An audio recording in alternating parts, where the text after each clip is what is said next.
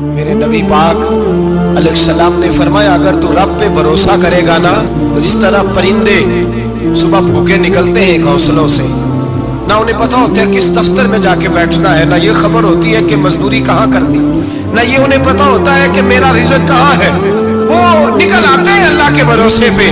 نکلنا تیری ذمہ داری ہے، نکلنا، وہ نکل آتے ہیں اللہ کے بھروسے پہ۔ فرمایا جب نکل آتے ہیں شام کو واپس لوٹتے ہیں تو اللہ انہیں پیٹ بھر کے روزی عطا کرتا ہے۔ بھروسہ ذات خدا پہ، بھروسہ اللہ کی ذات پہ، رب کریم کی ذات پہ۔ بندوں پہ لوگ بھروسہ کرتے ہیں، دنیا داروں پہ، سیاستدانوں پہ، وڈیروں پہ، پھر بھروسے ٹوٹتے ہیں۔ بھروسہ اللہ کی ذات پر، اور جب اللہ کی ذات پہ تیرا بھروسہ ہوتا ہے نا میرے بھائی، ان تنہائیوں میں جن تنہائیوں میں کوئی کام نہیں آتا، ان مجبوریوں میں جن مجبوریوں میں لوگ دامن چھڑا کے نکل جاتے ہیں، جب تیرا بھروسہ اللہ کی ذات پہ ہوتا ہے تو ان بیماریوں میں جن میں میڈیکل رپورٹیں جواب دے جاتی، ڈاکٹر ہتھیار پھینک جاتے ہیں، ان تنہائیوں میں، پریشانیوں اور آزمائشوں میں جو ذات پھر آگے بڑھ کے تیرا دامن تھامتی ہے وہ ذات خدا بندی ہی ہوتی ہے۔ پھر اللہ تبارک و تعالیٰ تیری مدد فرماتا ہے، پھر وہ اس کا کرم تجھے تھام لیتا ہے۔ جب تو بھروسہ، حضرت ابراہیم کے لیے آگ جلائی گئی، 80-100 کسی نے کہا 80,000 فٹ اونچی آگ، دائیں بائیں آگ ہی آگ، اتنی بڑی آگ کہ سمیٹی نہ جائے، پرندہ گزرے تو گر جائے۔ حضرت ابراہیم کو آگ میں ڈالا جانے لگا، کوئی ساتھی نہیں، کوئی پیارا نہیں، کوئی دوست نہیں، کوئی بھائی نہیں، کوئی امتی نہیں، کچھ بھی نہیں، اکیلے منجنیق بنائی گئی، اس منجنیق میں رکھ کے پھینکا جائے گا۔ حضرت ابراہیم کو رکھا گیا، جب منجنیق میں رکھ دیا تو حضرت جبریل حاضر ہوئے، کہنے لگے ابراہیم کوئی ضرورت ہو تو میں حاضر ہوں، ایک پر ماروں گا، آگ ساری ان کی طرف کر دوں گا۔ اب فرمانے لگے حاجت تو ہے پر تیرے ساتھ میری کوئی حاجت نہیں۔ وہ بارش کا فرشتہ آیا، کہنے لگا حضور حکم دے تو برسا دوں۔ ہوا کا فرشتہ کہتے ہیں میں اللہ کی طرف سے مامور ہوں، مجھے حکم ملے تو میں ہواؤں کے رخ پھیر دوں نمرود کی جانب، یہ ساری آگ ان پر گر جائے، بارشیں برسا کے سیلاب کر دوں۔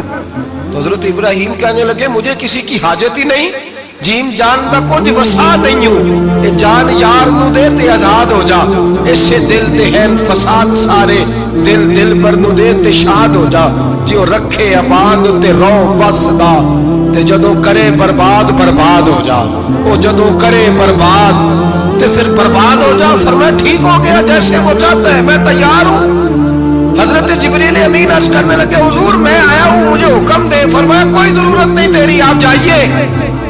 کہنے لگے پھر رب سے دعائی کر لے۔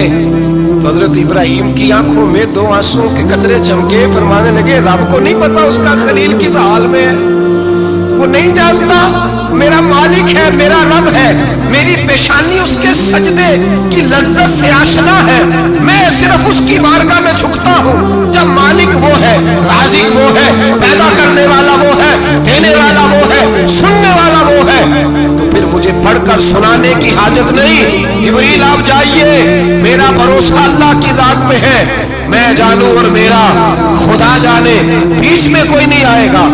حضرت سیدنا اور پھر اللہ تبارک و تعالیٰ کے نبی کا بھروسہ تھا تو پھر آزمایا گیا ان کا بھروسہ۔ یہ نہیں کہ آگ پھینکنے سے پہلے بجھ گئی، بلکہ تمام کتابیں اٹھائیے، آگ میں ایک دفعہ گرنا پڑا، آگ کے اندر جھونس دیے گئے، ڈال دیے گئے۔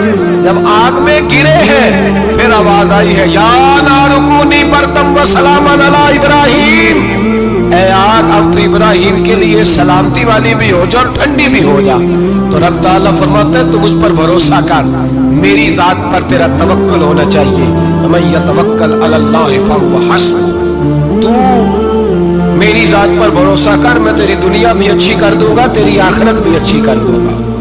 توحید باری تعالیٰ کا مطلب یہ ہے کہ اپنے آپ کو اپنے رب کے حوالے کر دیں، اپنے آپ کو اپنے، توحید کا مطلب یہ ہے کہ اپنے آپ کو اپنے رب کے بس اس کے حوالے کر دیں، وہ جس طرح چاہے اس طرح کرے، جو ہمارے لیے فیصلہ کر دے اس پہ سر تسلیم خم ہے، جو مزاج یار میں آئے اس پر دیکھیں نا، حضرت ابو بکر جناب عمر عثمان غنی مولا علی یہ خلفاء بنے، باقی صحابہ میں سے کوئی شخص بھی اس مسند پہ آیا کوئی نہیں آیا۔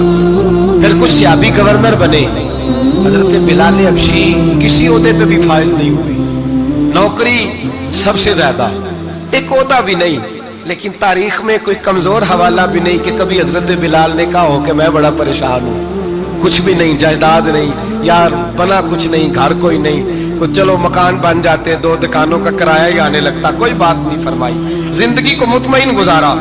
وہ حضرت بلال کہنے لگے جو میرا مقام ہے وہ تو کسی اور کا ہے ہی نہیں، وہ تو کسی اور کا ہے ہی نہیں۔ صحابی جہاں بھی تھے وہ کہتے تھے حوالے کر دیا اپنے آپ کو اپنے رب کے۔ حضرت فاطمہ بنت قیس ایک صحابیہ تھی، ان کے خامد کا وصال ہو گیا، ایک امیر آدمی کا رشتہ بھی آیا، اور نبی پاک صلی اللہ علیہ وسلم کے غلام اسامہ بن زید کا رشتہ بھی آیا۔ یہ اسامہ غریب بھی تھے، غریب تھے، غلام بھی تھے، رشتہ آیا۔ اب انہوں نے حضور کی رضا دریافت کی تو نبی پاک کا جھکاؤ غلام اسامہ کی جانب تھا۔ اب ان کے سارے گھر والے کہنے لگے حضور کا اگر تم سمجھتی بھی ہو تو مشورہ ہے، چاہت ہے، حکم تو نہیں نا، ہر آدمی کو اجازت ہے مرضی سے نکاح کر سکتا ہے، تو آپ امیر آدمی سے رشتہ کریں جو آپ کو خوش رکھے۔ تو حضرت فاطمہ بنت قیس کہنے لگی ماں باپ سے آپ میری فکر نہ کریں، مجھے میرے نبی کے حوالے کریں، اللہ مجھے کبھی ضائع نہیں کرے گا۔ میرے بھائی اپنے آپ کو رب رسول کے حوالے کرو۔ ہم لوگوں نے اپنے آپ کو اپنی سوچ کے حوالے کیا، نفسیاتی مریض بن گئے ہم لوگ۔ پریشانی ہے کہ ختم نہیں ہوتی، دقت ہے کہ ختم نہیں ہوتی، مفت کی آوازاری ہے، ہر وقت لوگ ڈپریشن اور ٹینشن کا شکار ہیں۔ بھائی اپنے آپ کو اپنے رب کے سپرد کرو۔ یہاں تو کوئی کسی چودھری کو کہہ دے کہ بھائی جس طرح کا تیرا دل کرتا ہے میں تیرا اس طرح کر لے، تو وہ انسان کا نقصان نہیں کرتا، کہتا ہے وہ تو میرے پلڑے میں آ کے بیٹھ گیا ہے تو کیسے نقصان کروں۔ اگر رب کریم کو کہہ دو گا کہ یا اللہ تیرے ہیں، جس طرح تو بہتر سمجھے ہمارے ساتھ سلوک کر، اس کی بارگاہ کی طرف جھک جاؤ، اس کی جانب توجہ کر جاؤ، اللہ تبارک و تعالیٰ کے ہو جاؤ۔ جائیں اللہ تبارک و تعالیٰ کی بارگاہ میں۔ لوگ اتنے چکر دفتروں کے لگاتے ہیں، اگر اتنے نفل پڑھیں تو اللہ تبارک و تعالیٰ جلدی آسانیاں فرما دے۔ لوگ جتنا دوستوں یاروں کی جو ہے وہ جا کر خوشامد کرتے ہیں اور اپنا کام نکلوانے کے لیے جتنی ان کے دروازوں پہ جا کر بیٹھتے ہیں، اس سے اگر چوتھا وقت بھی مسجد کو دے، قرآن پاک کو دے، تو میرے بھائی بڑی جلدی اللہ آسانیاں کر دے۔ لیکن ہم دنیا داروں کا دروازہ کھٹکھٹاتے ہیں، اگر اللہ کا، اللہ والوں کا، اللہ کے رسول کا دروازہ کھٹکھٹائیں گے بڑی جلدی کھلے گا، بڑی جلدی کھلے گا۔ حضرت حسن بصری رحمت اللہ علیہ خطاب کر رہے تھے، حضرت حسن بصری واز فرما رہے تھے، تو واز فرماتے کہنے لگے لوگوں اللہ کے دروازے پہ دستک دیتے رہا کرو، انشاءاللہ دروازہ کھل جائے گا۔ دستک دیتے رہو، اللہ کے دروازے پہ کھل جائے گا۔ دستک دیتے رہو مالک کے دروازے پر، کھٹکھٹاتے رہو۔ پردے کے پیچھے عورتیں میں بیٹھی تھی، حضرت رابعہ بصری بول پڑی، کہنے لگی حسن بصری کیا کہہ رہا ہے؟ اللہ کے دروازے پہ دستک دو کھل جائے گا؟ پہلے مجھے یہ بتا رب کا دروازہ بند بھی ہوتا ہے، کبھی بند بھی ہوا ہے، کھلے گا تو وہ جو کسی وقت بند ہوتا ہو۔ حضرت حسن بصری کی چیخ نکلی، رو پڑے، کہنے لگے حسن بصری تجھ سے زیادہ تو یہ بی بی رب کریم کو جانتی ہے، یہ عورت تجھ سے بڑھ کر اللہ کی معرفت رکھتی ہے، تجھ سے زیادہ جانتی۔ بھائی دروازہ خداوندی